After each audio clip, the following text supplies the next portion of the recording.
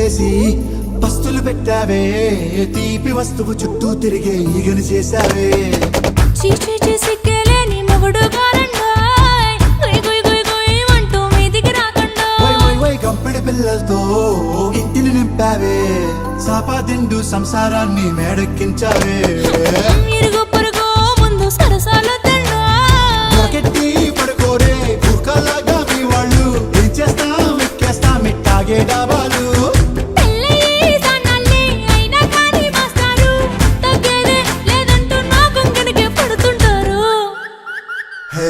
గోదారి గట్టు మీద రామసలకావే